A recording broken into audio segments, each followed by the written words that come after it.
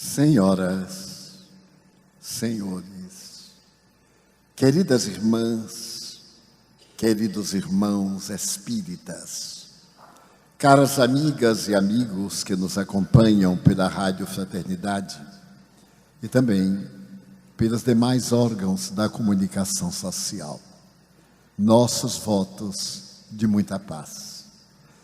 Aqueles eram dias semelhantes a estes. O monstro da guerra dizimava as nações. O Império Romano havia distendido as suas águias por todo o planeta conhecido.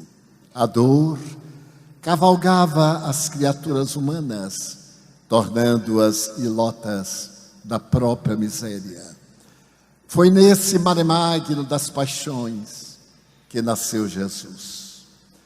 A figura incomparável do homem galileu dividiu a história da humanidade.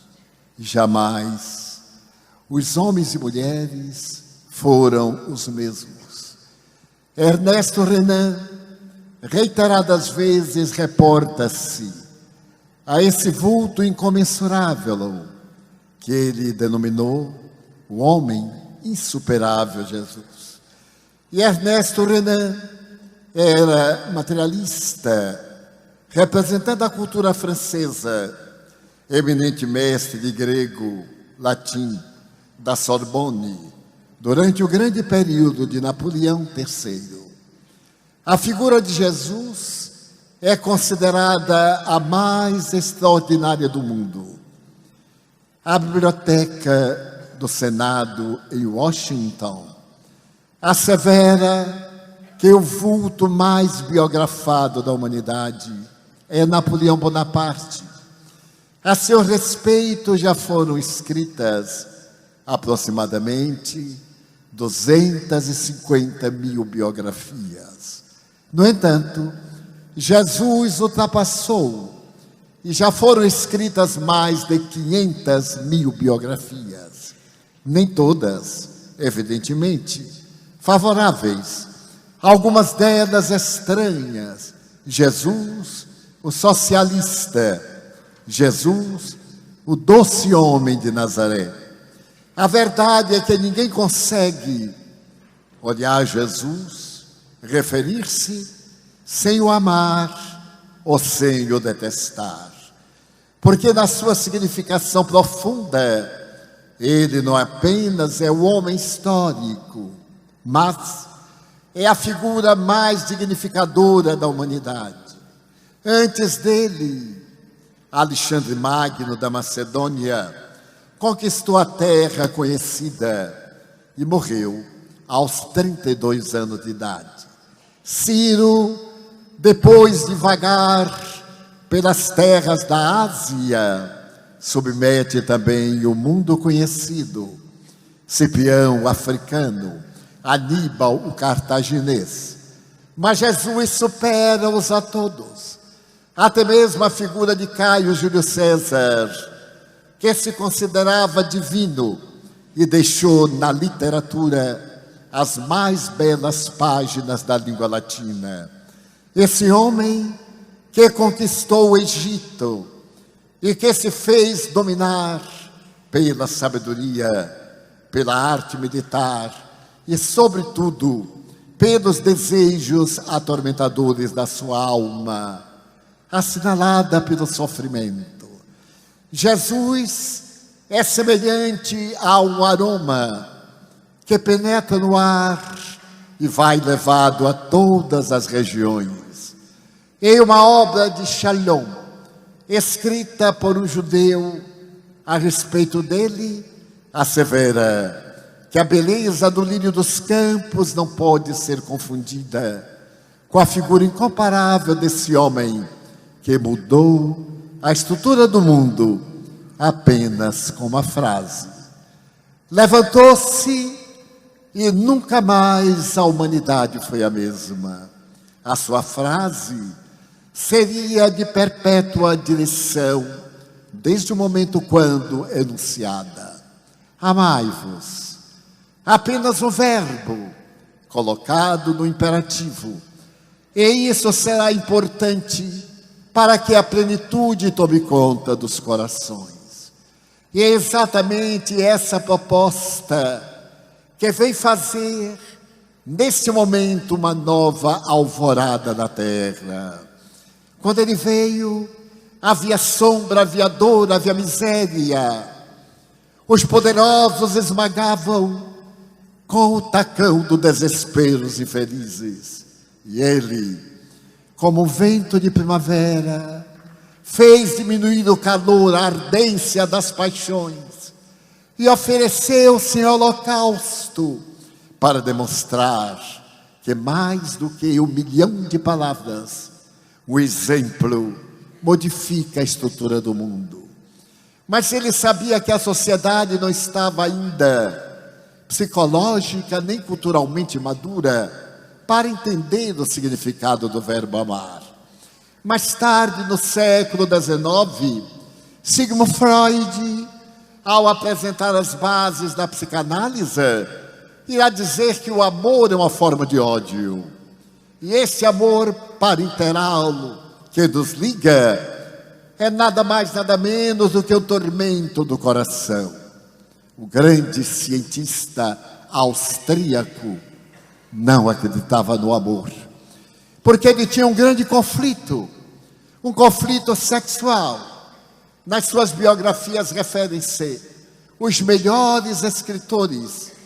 Ele tinha um grande conflito com o pai em relação à própria mãe. Talvez fosse o conflito de Édipo, que ele havia estabelecido como esse desejo inconsciente do filho pela mãe, ou talvez de Eletra, da sua mulher, da sua mãe, por ele na condição de filho. Mas a verdade do amor de Freud é tão característica que quando o pai morre e o féretro se aproxima do cemitério, ele desmaia e não pode acompanhar o genitor naquele momento de despedida carnal. Mas, ao mesmo tempo, ele nos abriu as fronteiras do pensamento para o sexo, a sexualidade, esse enigma de todas as vidas, particularmente da vida humana. Ele conseguiu perceber a realidade do ser na sua integridade total, mas desde cedo, criado no grande colégio judeu de Viena, ele se rebelou contra a tradição religiosa, que chamava genericamente de misticismo, e deu à posteridade um legado extraordinário, para que hoje possamos examinar as nossas funções biológicas sem a castração, sem a punição e sem as licenças morais deste período de sombras da sociedade. A mensagem de Jesus, exarada no amor, encontrou as barreiras da ignorância, da sombra junguiana, através da história. Mas para que o amor não ficasse totalmente esquecido, periodicamente nas tempestades históricas, que partem do dia 13 de julho do ano 313, Milão, quando Constantino abre a aquiescência do Império Romano à doutrina cristã, nós vemos a decadência do homem de Nazaré no coração das criaturas humanas. Nasce uma organização sociopolítico-religiosa que se propõe dominar o mundo com as paixões e misérias que ele combatia frontalmente.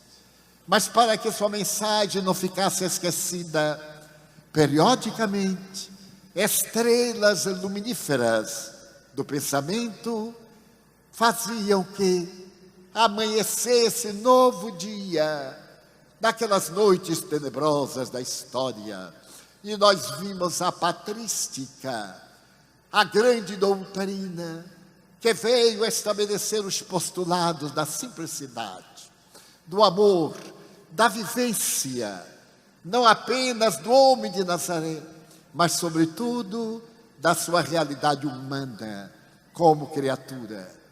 Ele é tão fascinante ainda hoje, que poderemos ver nele o grande salvador do pensamento cósmico da humanidade. O revolucionário, mas também o homem ternura que amava as mulheres. Amava como jamais alguém as amou, que as ergueu do caos, que lhes deu um lugar de dignidade, banida que foi das palavras escriturísticas, desde a lenda degradadora de Adão e de Eva. Foi ele quem a levantou do caos, procurando em um lugar de danos morais, em um bordel, a mulher arrependida das suas próprias angústias. Na praça pública, enquanto uma delas era considerada adúltera, ele olhou para os adúlteros e referiu que somente a mulher caída, porque um homem covarde a derruba e desaparece. A sua coragem em dar-lhes as mãos e erguê-las recebeu a retribuição notável da sua presença na marcha dolorosa da Via Crucis. Todos, com exceção de um jovem de 16 anos, todos o abandonaram, menos João, o adolescente filho da sua tão querida Cafarnaum, e as mulheres, a antiga meretriz, a nobre representante de Roma, uma que levantou um tecido para enxugar do suor em sangue, e aquelas que tiveram a coragem de romper a tradição para estar ao seu lado mostrando a sua grandeza, porque sempre, diante dos grandes vultos, há uma mulher que se destaca no seu anonimato e na sua grandeza. Podemos dizer que Jesus, na sua ânima, vence todos os prejuízos atirados contra o sexo feminino. E no seu ânimos, a grandeza estoica de as amar sem as desejar, de enternecer-se diante do olhar de uma mulher desesperada, ou de alguém que lhe puxou a túnica, e ele sentiu que no seu corpo se desprendeu uma virtude, e ela se libertou daquele estado doloroso da hemorragia que a tornava indigna. É esse homem de Nazaré que reaparece na história periodicamente para não ser esquecido, e que na história é transformado no algoz daqueles que são chamados hereges, quando ele disse que no seu rebanho havia outras ovelhas que não pertenciam à casa de Israel. Aquele que não segregava era mais visto nas tascas, nos bares de má fama, do que diante dos ricaços e poderosos que esmagavam o povo e explorava as multidões. Ele repartiu o pão da amizade, tão raro. É muito mais fácil dar uma códia de pão do que um abraço no miserável. É muito mais eloquente oferecer algo que é tirado ao cão, a miséria, do que defender-lhe a pequenez e dar-lhe a grandeza da cidadania. Jesus é esse ser sociológico que se fez pequeno porque era grande demais. E por ser tão grande, abarcou a humanidade num grande abraço. E teve a ocasião de dizer que ele é a luz do mundo e que a nossa luz deve brilhar. Exatamente 19 séculos em que a humanidade de quando em quando enfrentava estrelas de primeira grandeza, como Francesco Bernardone, no século XI, no século XII, como Teresa de Ávila, e como dezenas de criaturas que se entregaram em holocausto de amor, fascinadas pelo pão da ternura, pela necessidade do afago, pela fome de um olhar e de um sorriso de gentileza. E foi exatamente no século XIX, quando a ciência se libertou do fanatismo religioso e abriu as portas à investigação científica, que ele voltou em triunfo, com seus anjos e arcanjos e querubins, cantando a glória da imortalidade.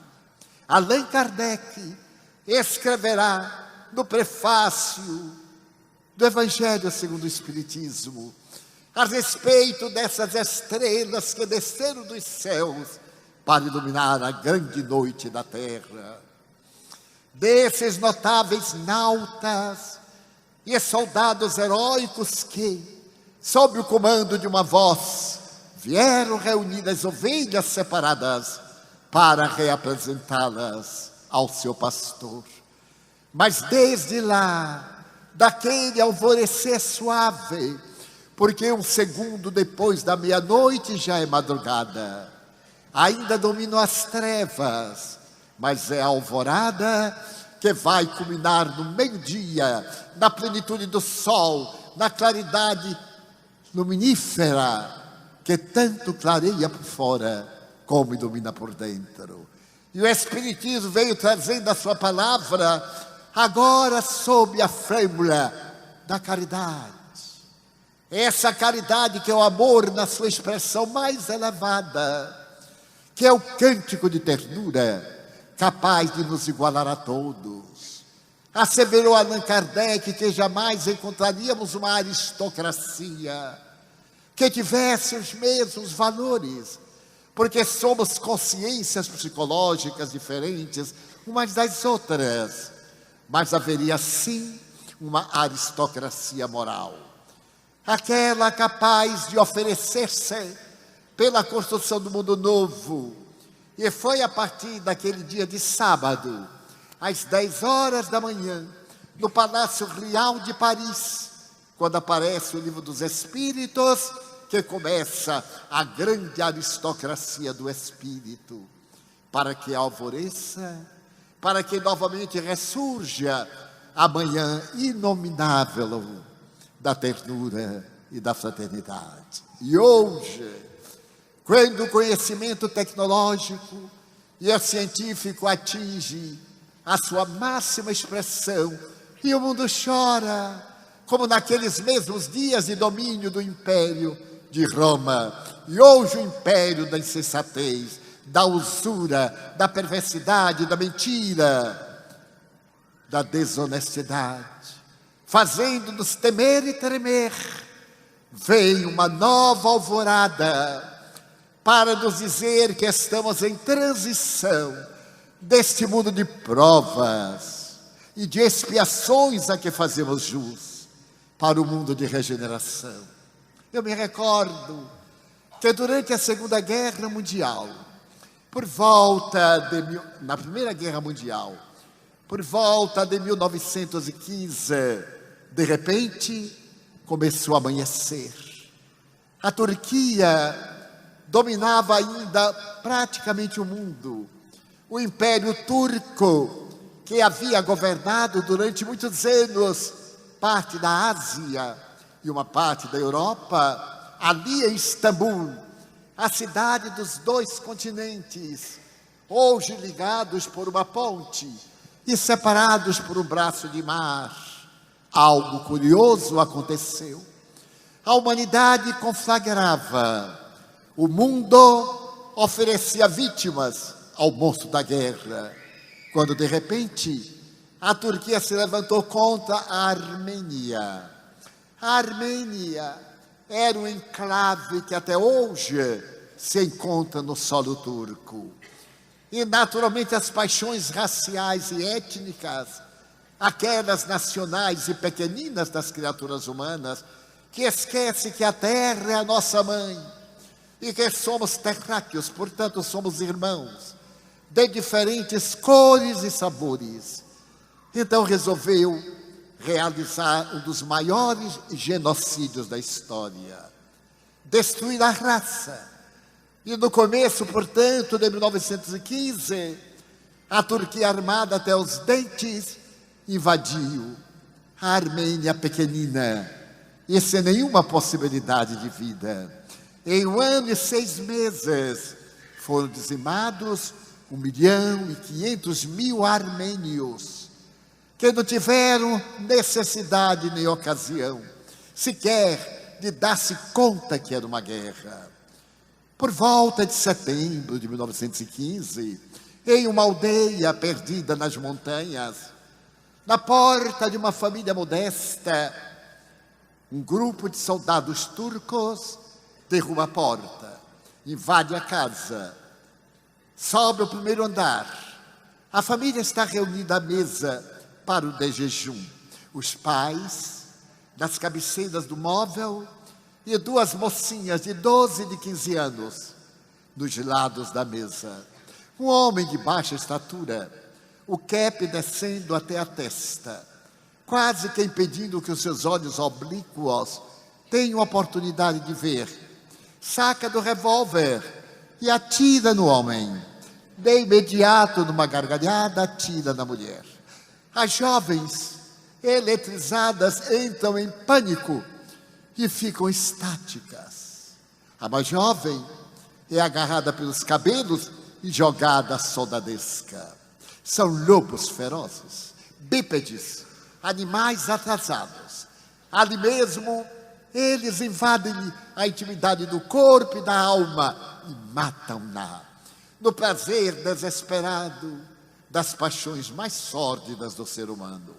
E ele olha de 15 anos e arrasta pelos cabelos, descendo a escada e leva para uma propriedade adquirida pelo crime nos arredores.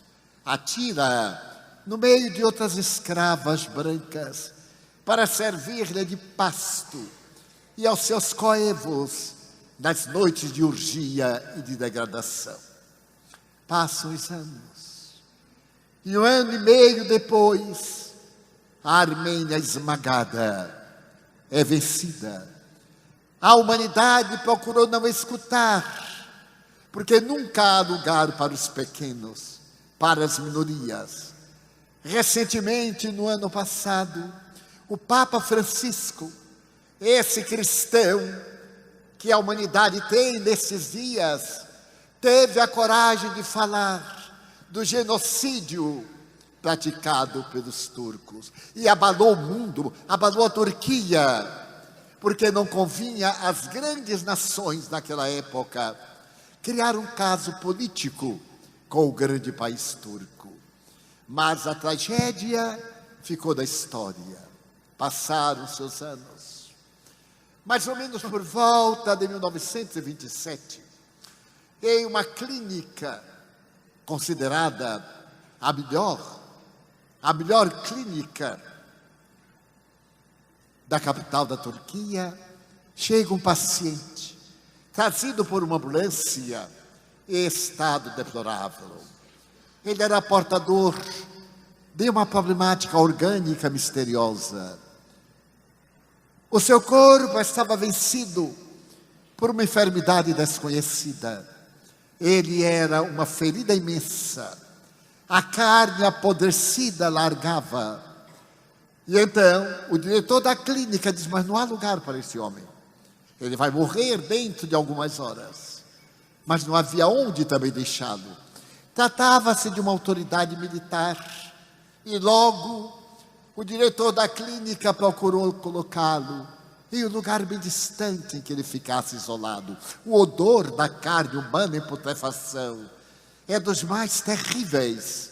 E todos sentiam-se mal diante daquele homem que mal respirava.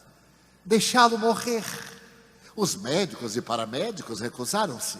Como atendê-lo? Ele vai morrer dentro de algumas horas.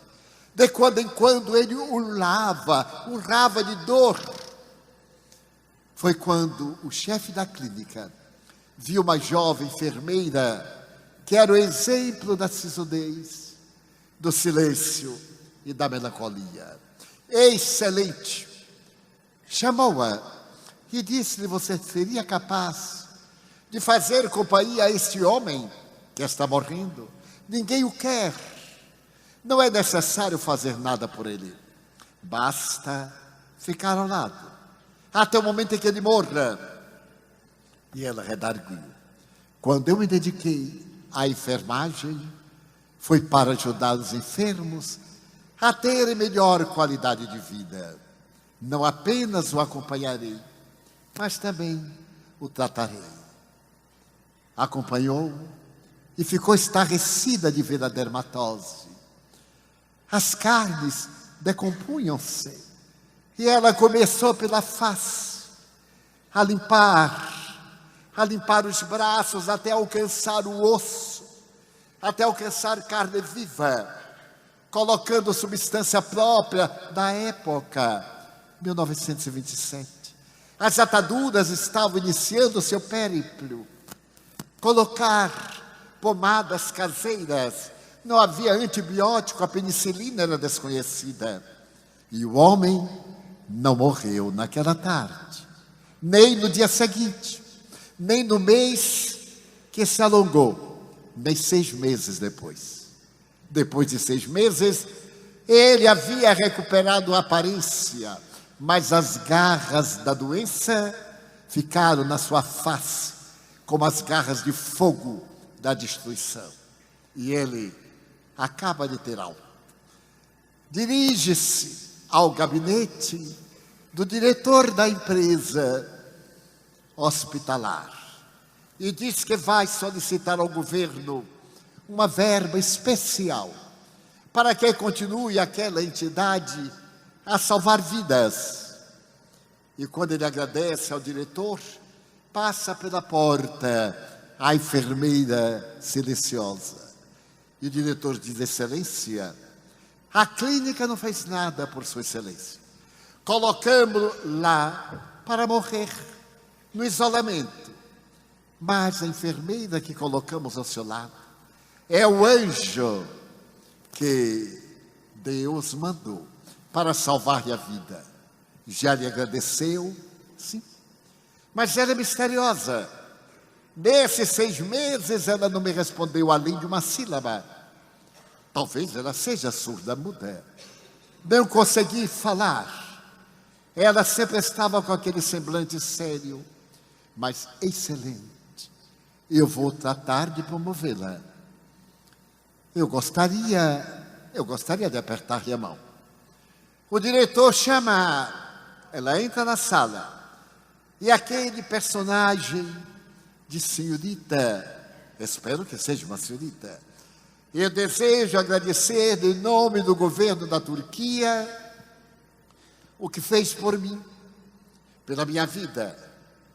Se não fosse o seu carinho, o seu devotamento, eu teria morrido naquela tarde. Digo-lhe mais, não foi uma enfermeira, foi uma filha exemplar, muito rara nos dias de hoje. Ela continuou silenciosa. Ele distendeu a mão, ela não distendeu a sua mão. Ele estranha e disse: senhorita, eu espero uma retribuição. Ela meneou a cabeça negativamente. Mas a senhorita esqueceu que eu sou uma grande autoridade do governo da Turquia? Não, excelência. Falou pela primeira vez. Eu sempre soube que Sua Excelência é uma grande autoridade. Disse ele, interrompendo-a. A senhorita não é turca, porque fala o nosso idioma, aliás, muito difícil, com sotaque especial. É turca? Não, excelência. Eu sou armena. Da Armênia. Eu me lembro muito da Armênia. Faz 12 anos, por aí, eu estive na Armênia. Você certamente deveria ser uma garota. E talvez não tenha ideia. Estávamos em guerra, turcos e armenos. E eu estive lá. Eu estive numa aldeia das montanhas. Eu estive lá. Seu país é muito belo. É pena que sejam armenos.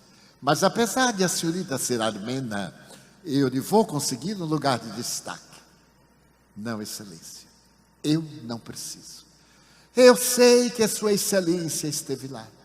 Eu me lembro daquela tarde, noite, manhã. Que importa? Quando Sua Excelência e uma tropa derrubaram a porta de entrada da minha casa. Ela se fez muito pálida. Todo o corpo tremia como varas verdes.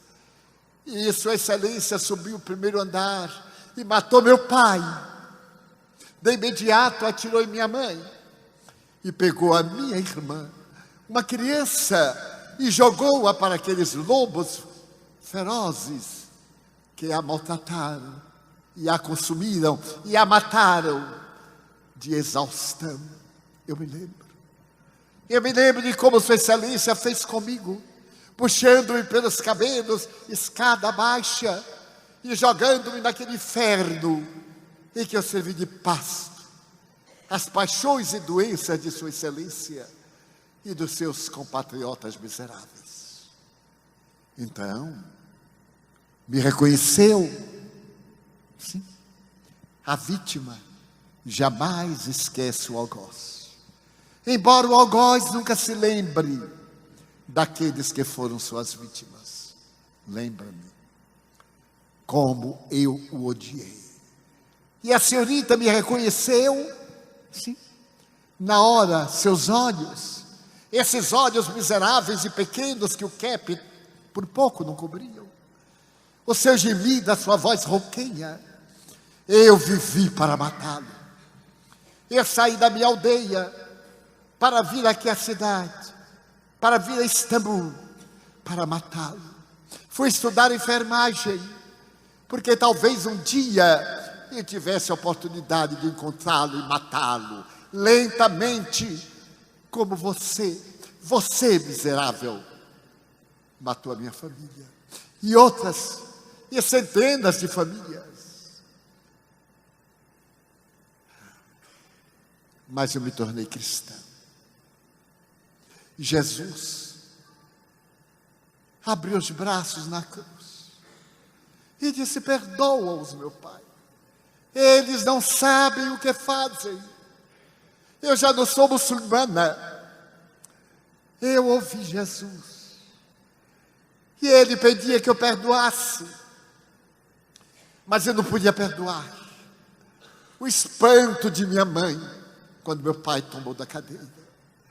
Nós, estáticas. E eu digo, ele deve ser muito infeliz. São os infelizes que necessitam de Jesus. Eu então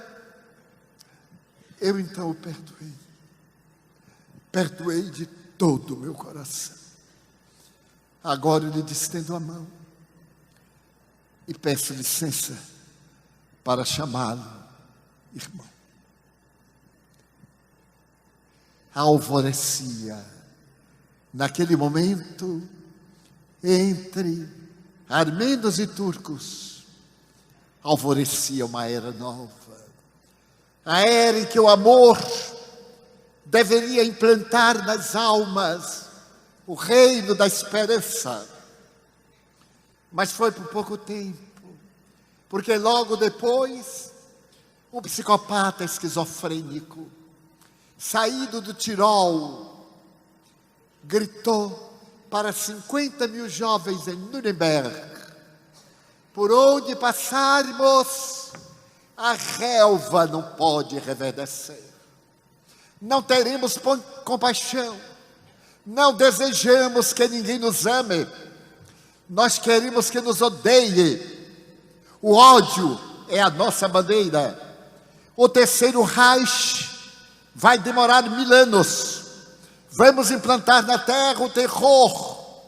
E a juventude hitlerista, 50 mil adolescentes de 14 a 15 anos, ergueram o braço e gritaram: Heil Hitler! E a humanidade tremeu nas suas raízes. Na noite dos cristais, com a morte e a destruição dos negócios dos judeus nos países conquistados pela Alemanha. E a partir de 1º de setembro de 1939, veio a terrível calamidade que matou aproximadamente 100 milhões de pessoas. Inutilmente, porque o terceiro Reich não sobreviveu sequer 30 anos, porque o mal não sobrevive. É como a noite é a ausência da luz. É com a névoa que o calor derrete. Ela é a ausência do bem. E o terceiro Reich fez-se consumir os seus campos de concentração, de trabalhos forçados e de extermínio. São uma sombra dantesca de uma era que está acabando. De uma era em que as criaturas humanas estamos despertando para o bem sob o sufrágio do sofrimento. Atingimos o máximo do conhecimento intelectivo e descemos ao poço que não tem fundo da depravação, da insignificância, do desrespeito. Desde o bullying até a degradação moral no seu extremo mais alto. Desde a perda de confiança e da perda do sentimento de amor, mas desse amor que dignifica a alma, que cria heróis e que modifica a estrutura da terra, até aquele amor feito de ternura, de renúncia e de carinho. Mas, já afirmava Rabindranath Tagore, enquanto houver crianças no mundo, teremos a certeza de que Deus está de bem com a humanidade. Equivale dizer, enquanto brilharem as estrelas, a treva não predominará em absoluto. E amanhece nova era, novo momento surge, com as bênçãos que são derramadas dos céus, agora neste momento de grande transição. Todos, com raríssimas exceções, sabemos que estamos numa hora muito difícil. Todos, ou quase todos, carregamos uma cruz invisível, apesar dos sorrisos no Instagram, no Face, apesar das ilusões coloridas, para podermos ter diminuídas as aflições. Muitas vezes, quando o tempo permite, eu dou uma olhada, com qualquer criatura, no Face, e vejo pessoas conhecidas sorrindo, oferecendo prato de Narciso, aquele Deus, filho de Líope, que se apaixonou pela própria imagem no lago e morreu deslumbrado com a própria beleza. E eu sei das suas dores, porque más contaram. Eu sei das suas lágrimas, porque alguns choraram no meu ombro. E ali estavam no festival de frivolidade, para esquecer o peso da própria amargura. Alguma coisa contra? Não. Muito a favor.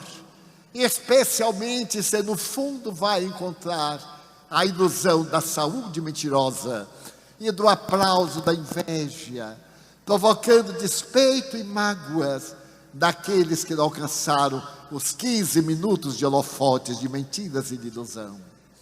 É o fenômeno de mudança, a mudança que hoje se opera na Terra.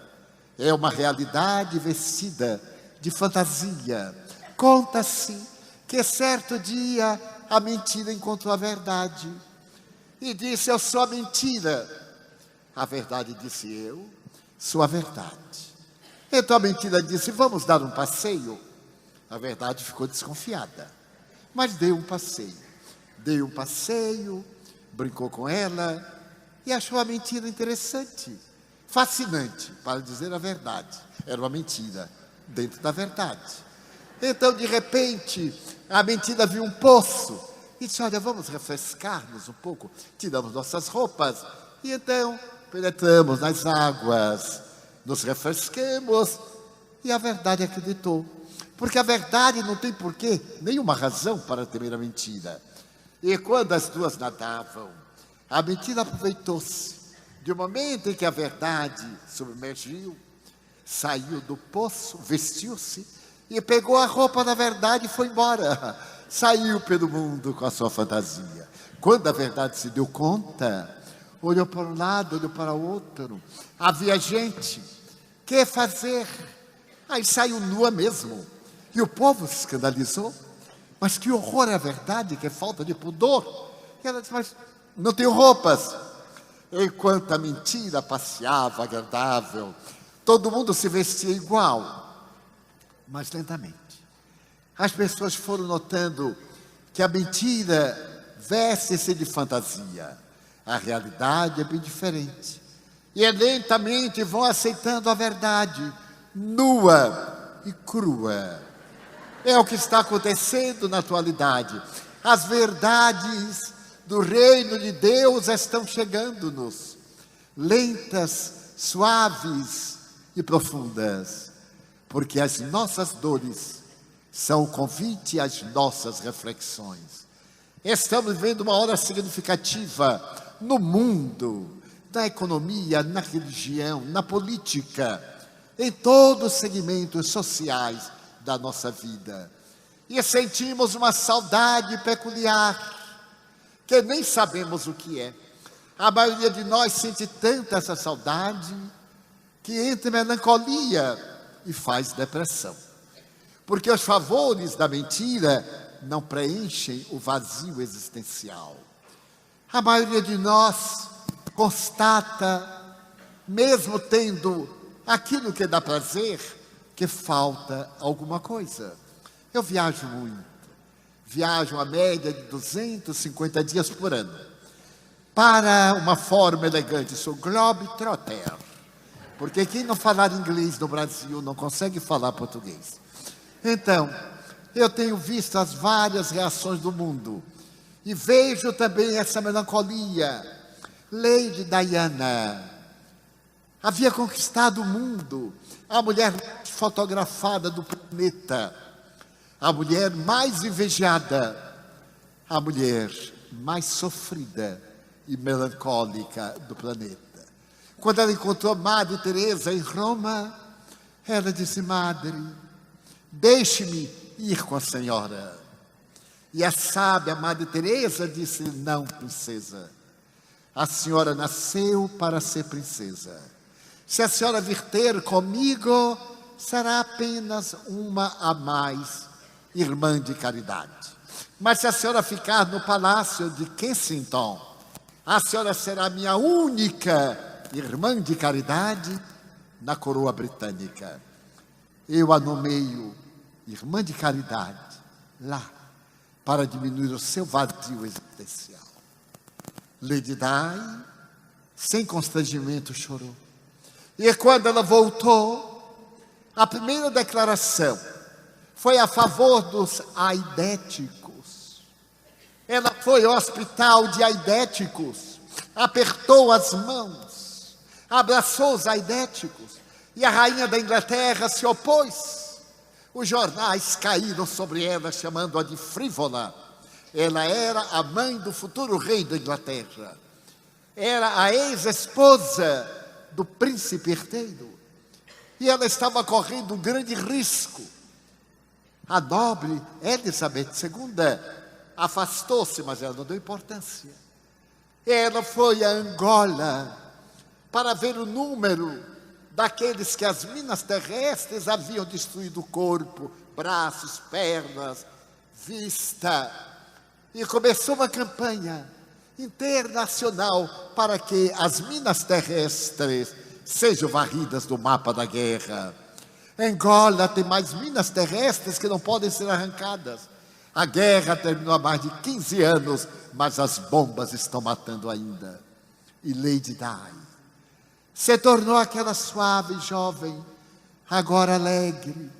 Havia preenchido o coração e praticamente ameaçou o Império Britânico de casar-se com um muçulmano, para poder colocar aquele de quem temos saudade, Jesus, no coração. Ergo bonus pastor sum. Eu sou o bom pastor. E as minhas ovelhas me conhecem. E eu as conheço também. Que saudades nós temos de Jesus. Da figura incomparável deste homem, a quem os Espíritos se referem como sendo o exemplo máximo, como sendo o modelo, o guia da humanidade. Na hora em que conseguirmos que brilhe a luz dele em nós, não mais colocaremos a luz sobre o alqueire, mas no velador, para que ela clareie. Nós seremos essa luz a esparramar-se, acabando com as trevas da atualidade. Ele hoje nos chama e pede que apliquemos a nossa inteligência na emoção superior da solidariedade sem fronteiras, da fraternidade sem barreiras, do amor sem limite. Nunca tivemos tanta sede de amor como agora. Há poucos dias, dizia-me um mendigo, eu estava esmoleando, irmão Divaldo, quando uma dama que carregava algo de um supermercado deu-me uma colha de pão. Ela abriu a sacola, deu-me o pão, mas o seu olhar, eu não me esqueço nunca mais. Era um olhar de ternura, não era compaixão. Ela quis dizer, tome meu irmão. Não teve coragem. Os preconceitos. Eu amei a esta mulher. E agora eu vou sair da mendicância. Eu vou trabalhar. Eu vou ser cidadão. Aquele olhar levantou-me. Foi a primeira pessoa que me olhou como gente. Eu sou gente. E é por isso que eu entrei na fila para também falar com o irmão. Porque eu sou gente. Eu disse, que pena que eu não tenho aquele olhar. Mas pelo menos eu lhe vou dar um abraço que sempre desejei receber e que eu nunca recebi.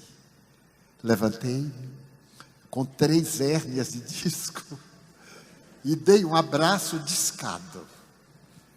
Apertei o homem e ele chorou no meu ombro e eu chorei no seu ombro. E hoje eu pergunto, será que eu chorei foi da dor da hérnia ou foi do amor por ele? Eu acho que foi dos dois. Então nós temos essa fome de ternura que todos podemos doar. O mundo não muda, nós é que mudamos para que o mundo mude. É o jogo do verbo mudar. É por esta razão que nos dicionários modernos, principalmente no Aurélio, surgiu um verbo novo, o verbo pasear, fazer a paz.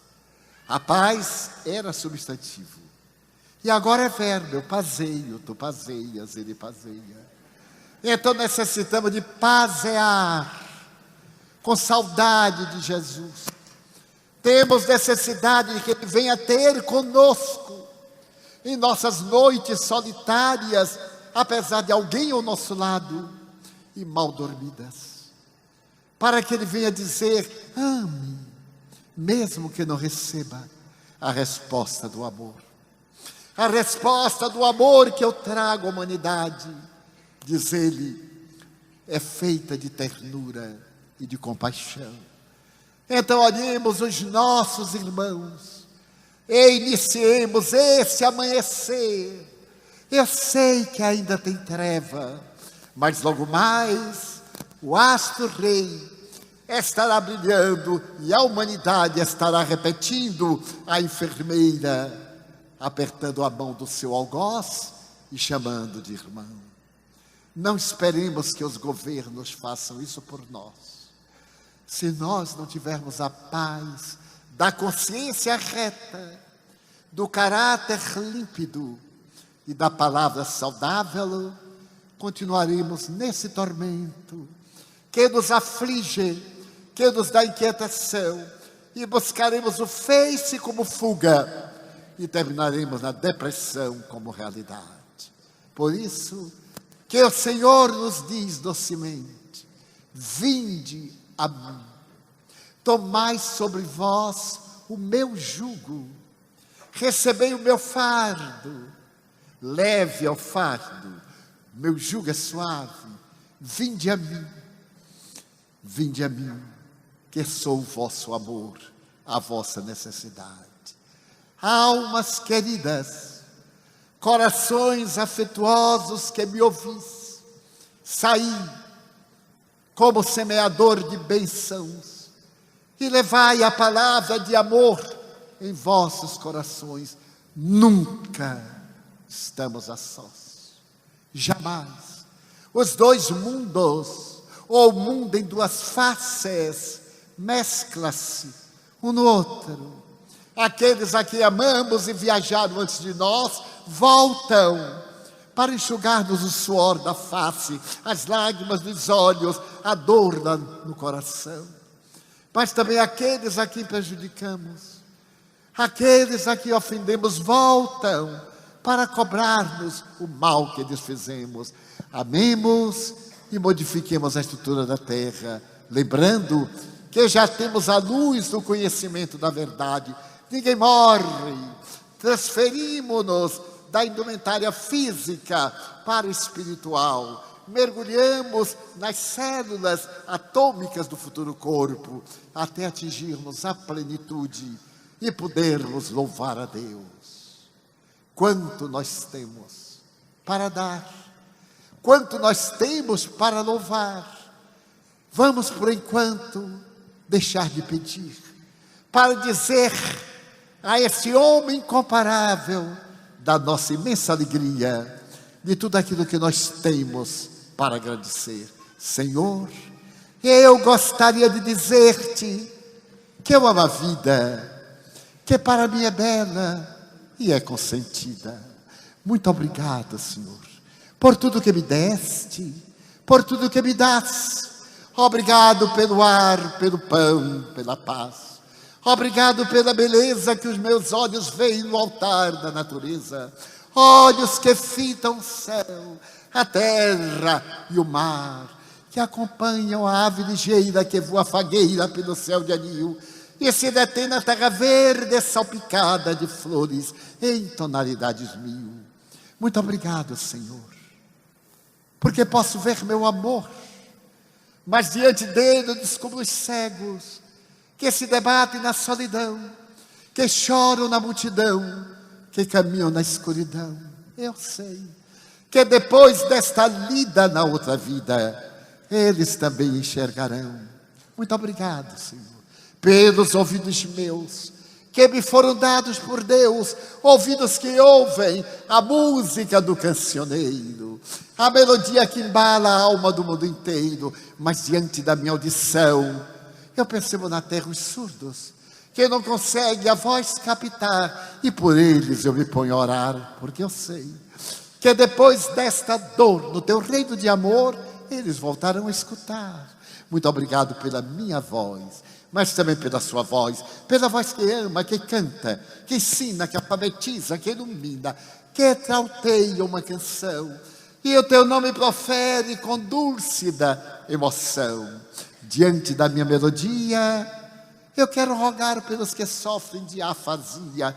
Eles não cantam de noite, eles não falam de dia.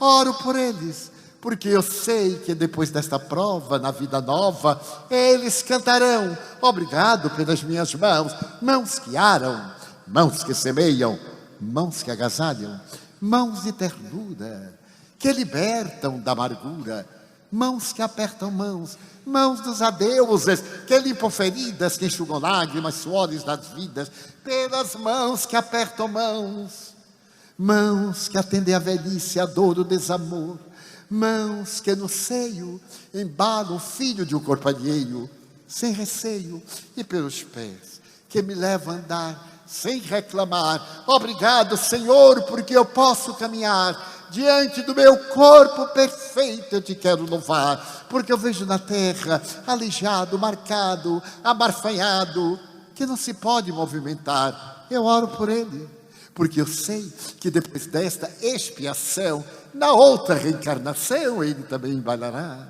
Muito obrigado, Senhor, pelo meu lar. É tão maravilhoso ter um lar. Não importa se é uma mansão ou uma favela, um garabato de dor, ou o que for, um palacete, seja lá um apartamento, mas onde haja a ternura do amor de mãe, ou de pai, de mulher, ou de marido, ou de companheiro, alguém que me dê a mão, porque é muito triste viver na solidão, pelo menos a companhia de um gato ou de um cão, mas se eu a ninguém tiver para me acompanhar, nem um amigo para sua mão me dar, nem aí eu reclamarei. Pelo contrário, eu direi: Senhor, que brilha a minha luz, muito obrigado porque nasci, porque creio em Ti, pelo Teu amor. Obrigado, Senhor, pela sua atenção. Obrigado, Senhor.